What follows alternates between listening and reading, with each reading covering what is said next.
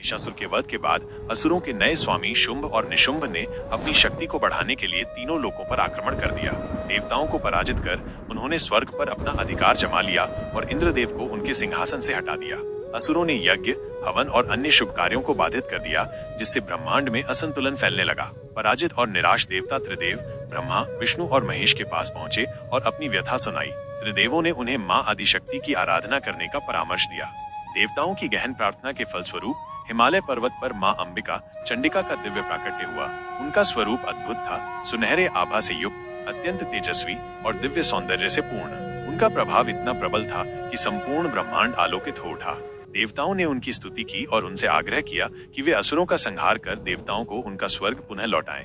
शुंभ और निशुंभ को जब इस देवी के सौंदर्य और शक्ति का समाचार मिला तो वे मोहित हो गए और उसे अपनी रानी बनाने का निश्चय किया। शुंभ ने अपने दूत सुग्रीव को देवी के पास भेजकर संदेश दिया, हे देवी, मैं तीनों लोकों का स्वामी हूँ। मेरे पास अपार वैभव, सेना और अजय शक्ति है। तुम्हें मेरे प्रस्ताव को स्वीकार कर मेरी रानी बन जाना चाहिए। माँ दुर्गा ने मुस्कुराकर उत्तर दिया, मैंने प्रतिज्ञा की है कि जो भी मुझे युद्ध में जीत लेगा मैं उसी से विवाह करूंगी। यदि तुम्हें मुझसे विवाह करना है तो पहले मुझे युद्ध में हराना होगा।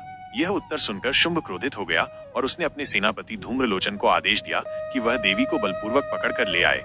धूम्रलोचन अपनी विशाल सेना लेकर माँ दुर्गा के पास पहुंचा और उन्हें आत्मसमर्पण करने का आदेश दिया। माँ दुर्गा ने शांत स्वर में कहा कि यदि वो अपनी मृत्यु चाहता है तो उन पर आक्रमण करे। धूम्रलोचन ने क्रोधित होकर उन पर हमला किया, लेकिन देवी ने केवल एक हुंकार भरी और वो भस्म हो गया। ये देखकर असुरों की सेना भयभीत हो गई, किंतु फिर भी उन्होंने देवी पर आक्रमण किया। माँ दुर्गा ने अपने शस्त्रों से उन सभी का संहार कर दिया।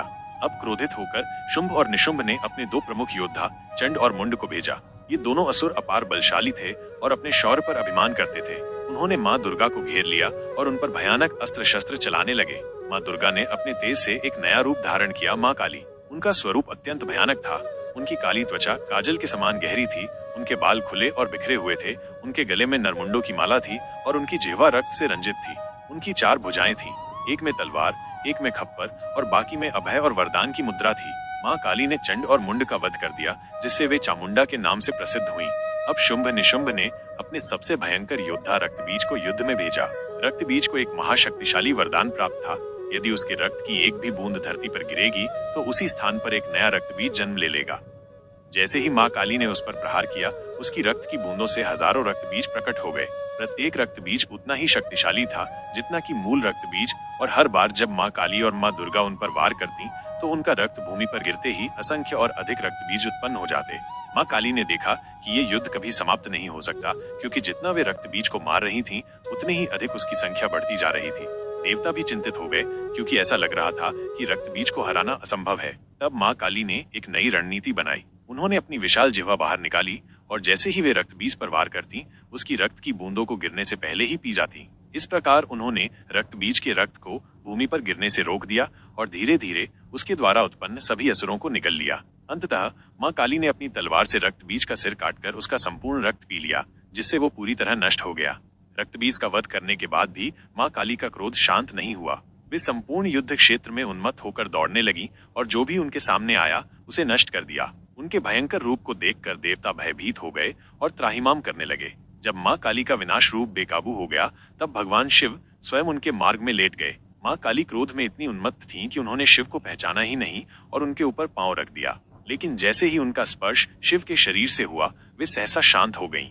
उन्हें अपनी गलती का एहसास हुआ और वे लज्जा से अपनी जिह्वा बाहर निकालकर शांत हो गईं। जब देवी चामुंडा ने रक्तबीज का वध किया, तब समस्त रणभूमि रक्त से भर गई। रक्तबीज के हर रक्तकण से उत्पन्न होने वाले असंख्य असुरों का अंत करके देवी ने युद्ध भूमि को शांत कर दिया। यह दृश्य देखकर शुंभ और निशुंभ को अत्यंत क्रोध आया। वे अब तक अपनी सेना और सेनापतियों के बल पर युद्ध कर रहे थे, पर रक्तबीज जैसे महान योद्धा के अंत ने उन्हें स्वयं युद्ध भूमि में उतरने को विवश कर दिया। निशुंभ सबसे पहले रण क्षेत्र में आया। वो अत्यंत बलवान और गर्वीला असुर था।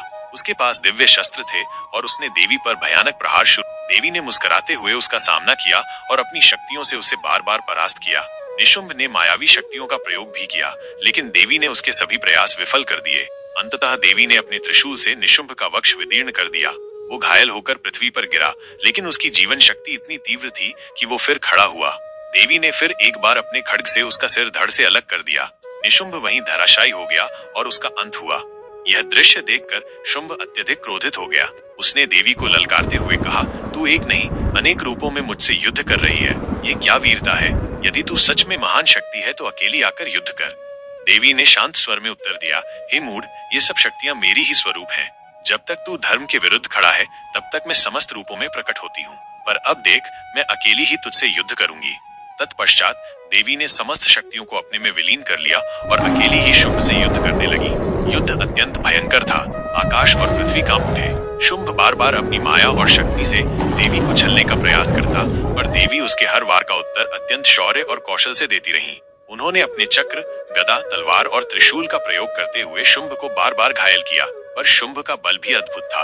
वो हर बार पुनः खड़ा हो जाता और युद्ध को आगे बढ़ाता। अंत में जब शुंभ पूरी तरह से घायल हो गया, तब देवी ने उग्र रूप धारण किया और आकाश में उड़कर दिव्य त्रिशूल से उसे आकाश में ही विदीर्ण कर दिया। उसका शरीर धरती पर गिरा और पूरा रणक्षेत्र शांत हो गया। शुंभ का अंत होते ही अंधकार मिट गया। आकाश में देवताओं ने दुंदुभियां बजाई, पुष्पों की वर्षा की और देवी की स्तुति करने लगे। देवी ने सभी देवताओं को आशीर्वाद दिया और कहा कि जब जब संसार में अधर्म बढ़ेगा, पाप और अन्याय फैलेंगे, तब तब मैं विभिन्न रूपों में प्रकट होकर धर्म की स्थापना करूंगी। ये कहकर देवी अंतर्धान हो गईं। देवताओं ने विजय की जयकार की और पृथ्वी पर पुनः शांति और धर्म की स्थापना हुई।